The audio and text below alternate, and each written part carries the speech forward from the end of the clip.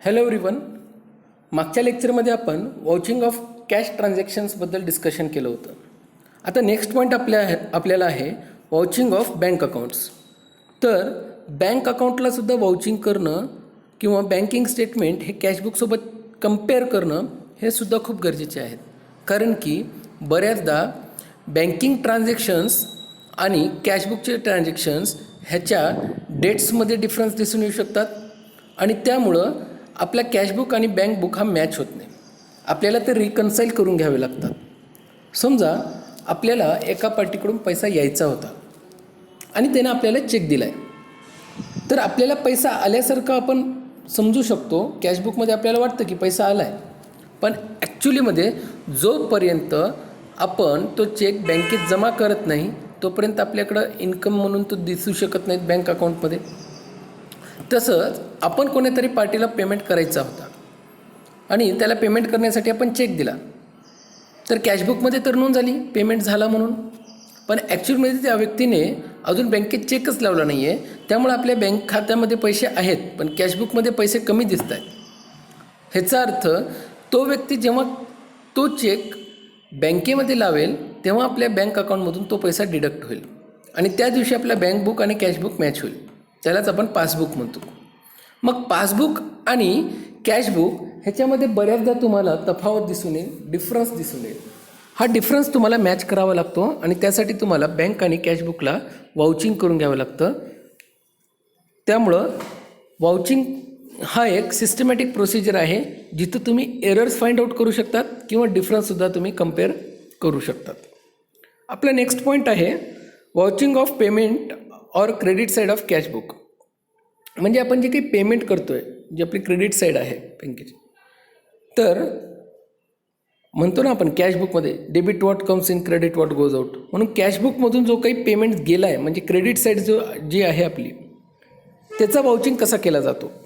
बघा, purchase of goods, तुम्ही goods purchase केले तर त्याच्यासाठी तुम्हाला जे कॅश मेमोज आहेत किंवा जे काही रिसिप्टेड इन्व्हॉइसेस आहेत, जे काही तुम्हाला इन्व्हॉइस बिल भेटलेलं आहे त्याचं तुम्हाला कम्पेअर करावं लागतं.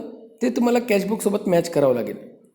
जेवढा गुड्स आला आहे तेवढ्याचीच पेमेंट झाली आहे का, क्वांटिटी मॅच होती आहे का, आणि जेवढा पेमेंट तुम्हाला झालेला आहे तेवढा पेमेंट ॲक्च्युलीमध्ये करेक्ट अमाऊंटने कॅशबुकच्या क्रेडिट साईडला रेकॉर्ड झाला आहे का, हे तुम्हाला चेक करावं लागेल. त्यामुळं तुम्हाला परचेस ऑफ गुड्स म्हणजे गुड्स खरेदी केल्यानंतर वाउचिंग करून घ्यावी लागेल. तसाच वाउचिंग ऑफ कमिशन पेड. आपण कमिशन देतो आहे. आपला एखादा ब्रोकर असेल, एखादा कमिशन एजंट असेल, त्याने आपल्याला गुड्स विकण्यासाठी मदत केली आहे आणि त्यासाठी तो कमिशन चार्ज करतो आहे. आपण त्याला दिलेला कमिशन हे कॅशबुकमध्ये बरोबर रेकॉर्ड झालं आहे का नाही, ऑडिटर म्हणून आपल्याला ते चेक करावं लागेल. आणि त्यामुळं जे कोणते लोक आहेत ज्यांना तो कमिशन भेटलेला आहे त्या व्यक्तींना तो कमिशन भेटला आहे का हे तुम्हाला म्हणजेच ॲज अ ऑडिटर तुम्हाला ते चेक करावं लागेल. किती % कमिशन दिलं आहे, किती % कमिशन त्यांना द्यायला हवा होता, तेवढाच अमाऊंट कॅशबुकमधून डिडक्ट झाला आहे का हे तुम्हाला ॲग्रीमेंटसोबत चेक करावं लागेल. कारण की तुम्ही कमिशन एजंटला जे काही कमिशन देत आहेत ते ॲग्रीमेंटप्रमाणे देणार आहेत आणि ॲग्रीमेंटप्रमाणे दिलेला जो कमिशन आहे तो किती होता, मग कॅशबुकमधून किती कमिशन रेकॉर्ड झालेलं आहे, किती पेमेंट त्यांना गेलेलं आहे हे तुम्हाला वाउचिंगच्या मदतीने शोधता येईल. त्यामुळे सुद्धा आपण वाउचिंग करतो. मग vouching of payment to creditors. जे काही आपले क्रेडिटर्स आहेत म्हणजेच आपले सप्लायर्स, ज्यांनी आपल्याला उधारीवर गुड्स दिलेला आहे, मग त्यांनी जेवढा गुड्स आपल्याला उधारीवर दिला आहे त्याचा पेमेंटही आपल्याला करावं लागेल. मग गुड्स घेतलेलं असतं मागच्या काही काळामध्ये आणि पेमेंट आपण त्याची आज करतो आहे कारण की उधारीवरचा गुड्स आहे. मग त्यावेळेसचे बिल्स आपल्याला बघावे लागतील की किती गुड्स आला होता आणि आज आपण पेमेंट किती करतो आहे. ऑडिटर म्हणून तुम्हाला त्यावेळेसचे बिल्स चेक करावे लागतील आणि आजचा पेमेंट साईडसुद्धा चेक करावं लागेल. आणि हे व्हेरीफाय करणं खूप गरजेचं आहे. काळाचा फरक असल्यामुळे, वेळेचा फरक असल्यामुळे, कारण की पेमेंट कधी ना कधी तरी आजच्या काळात करायची आणि गुड्स कधी अगोदर घेतलेला असतो. आणि त्यामुळे ते मॅच करून घेणं, ते कम्पेअर करणं आणि करेक्ट अमाऊंट रेकॉर्ड झाली आहे का नाही हे चेक करणं, हेही ऑडिटरचं काम आहे. आपला नेक्स्ट पॉईंट आहे verification and valuation of assets and liabilities. आता ॲसेट्सला व्हेरीफाय करणं आणि नंतर त्याचं व्हॅल्युएशन करणं हेही गरजेचं आहे. व्हेरिफिकेशन म्हणजे काय, तर व्हेरिफिकेशन इज द प्रोसेस, हे बघा इथं, verification is a process carried out to confirm the ownership, valuation and existence of items at the balance sheet side, balance sheet date. म्हणजे बॅलन्स शीट बनवली त्या दिवशी ती ॲसेट, त्या ॲसेटचा ओनर कोण होता, त्या ॲसेटची किंमत काय होती आणि ती ॲसेट ॲक्च्युलीमध्ये त्या दिवशी बिझनेसमध्ये फिजिकली आहे का. बऱ्याचदा बॅलन्स शीटमध्ये ॲसेट दिसते पण ॲक्च्युलीमध्ये फॅक्टरीमध्ये किंवा कंपनीमध्ये ती ॲसेटच नसते. असं होता कामा नये. म्हणून ऑडिटर म्हणून तुम्हाला व्हेरीफाय करावं लागेल की ती ॲसेट ॲक्च्युलीमध्ये कंपनीमध्ये आहे का, त्या ॲसेटचा मालक कोण आहे आणि त्या ॲसेटची किंमत जेवढी आहे तेवढीच बॅलन्स शीटमध्ये दाखवलेली आहे का, हे चेक करणं म्हणजे व्हेरीफाय करणं. स्पायसर आणि प्लेगर ह्यांनी व्हेरिफिकेशनला डिफाईन केलं आहे. ते म्हणतात की verification of asset implies and inquiry into the value, ownership and title, existence and position and the presence of any charge on the asset.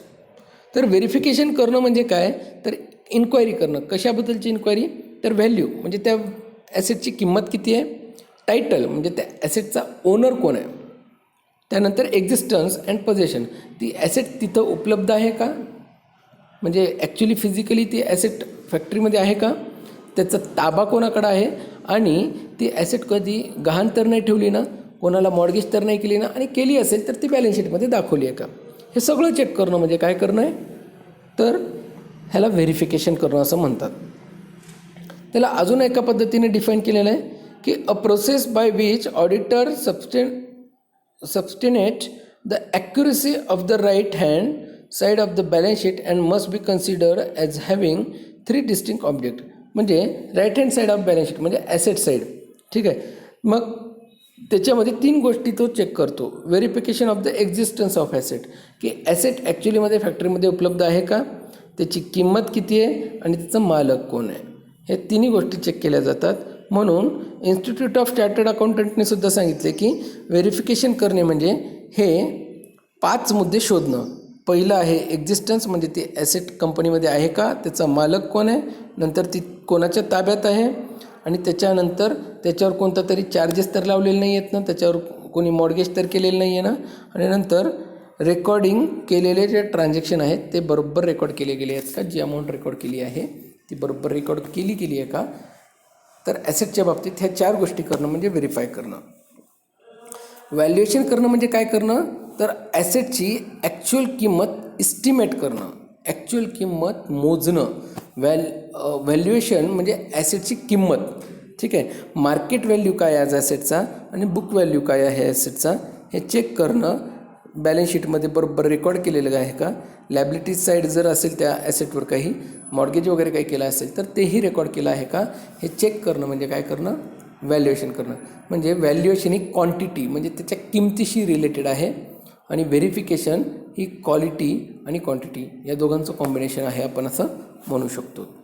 तर या 5 गोष्टी जर असतील तर आपण म्हणू शकतो की व्हेरिफिकेशन ऑफ ॲसेट झालेलं आहे. ओके. तर नेक्स्ट पॉईंट आहे आपला ऑडिटर पोझिशन रिगार्डिंग व्हॅल्युएशन. तर व्हॅल्युएशन करताना ऑडिटरचा पोझिशन काय, हे बघा. पहिला position, an auditor can obtain the certification of valuer and other competent person. तर ऑडिटर हा मुख्य व्यक्ती आहे ज्याच्याकडे सर्टिफिकेट आहे की तो एखाद्या ॲसेटचा व्हॅल्यू काढू शकतो, म्हणून तो कॉम्पिटंट पर्सन आहे, ठीक आहे. म्हणजे ॲथोराइज्ड पर्सन आहे आपण म्हणू शकतो. Usually assets are valued by responsible officials and auditor audits many types of companies and he can't be an expert to value all kind of asset. तर असं बऱ्याचदा होतं की ऑडिटर बऱ्याच प्रकारच्या कंपनीचं ऑडिट करतं, म्हणून त्याला प्रत्येक गोष्टीचं नॉलेजच असावं, त्याला प्रत्येक ॲसेटचं व्हॅल्युएशन कॅल्क्युलेट करताच येईल असं गरजेचं नाही आहे, ठीक आहे. दुसरी गोष्ट आहे auditor is not a valuer and he can't expect to act as such. All that he can do is to verify the original cost price and ascertain so far as possible to current value as fair, reasonable and in accordance with the expected principle. तर ऑडिटरला valuation calculate करता येतच असं गरजेचं नाही आहे. मग auditor काय करू शकतो, त्या वस्तूची त्या ॲसेटची ॲक्च्युअल किंमत किती आहे आणि मार्केटमध्ये फेअर किंमत किती आहे ह्याच्यामध्ये कम्पेअर करू शकतो तो, आणि थोड्याफार प्रमाणात तो अकाउंटिंग प्रिन्सिपलचा जो कायदा आहे, जो लॉ आहे, त्याचा वापर करून तो व्हॅल्युएशन थोड्याफार प्रमाणात कॅल्क्युलेट करू शकतो. तिसरी गोष्ट आहे, it must be borne in mind that actual valuations are made by officials who have practical knowledge of such asset, and an auditor's duty conform to testing the valuation as so far he can and in the way satisfy himself with correctness of balance sheet position.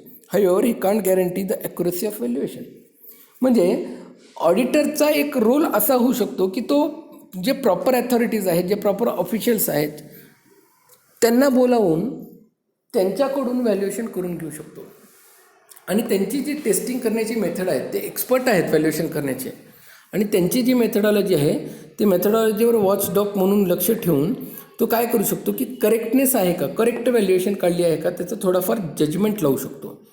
तो एवढं करू शकतो. तर या 3 position ऑडिटरकडे उपलब्ध आहेत. ठीक आहे. तर व्हॅल्युएशन करण्याच्या 4 मेथड आहेत. पहिली आहे कॉस्ट प्राईस. कॉस्ट प्राईसला आपण म्हणू शकतो खरेदी किंमत. ठीक आहे.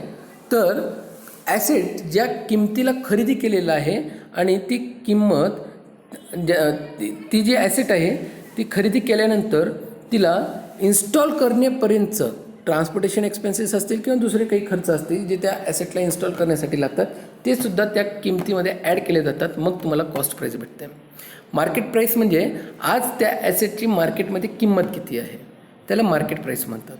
रिप्लेसमेंट प्राईस म्हणजे जर तो ॲसेट दुसऱ्या ॲसेटसोबत रिप्लेस करून आणायचा असेल तर त्याची काय किंमत असेल, एक्सचेंज ऑफर ज्याला आपण म्हणतो, ती किंमत म्हणजे रिप्लेसमेंट व्हॅल्यू.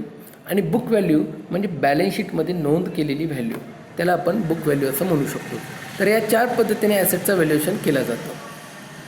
तर आज आपण ॲसेटचं व्हॅल्युएशन बघितलं, व्हेरिफिकेशन काय असतं बघितलं, आणि त्याच्या मेथड्स बघितल्या.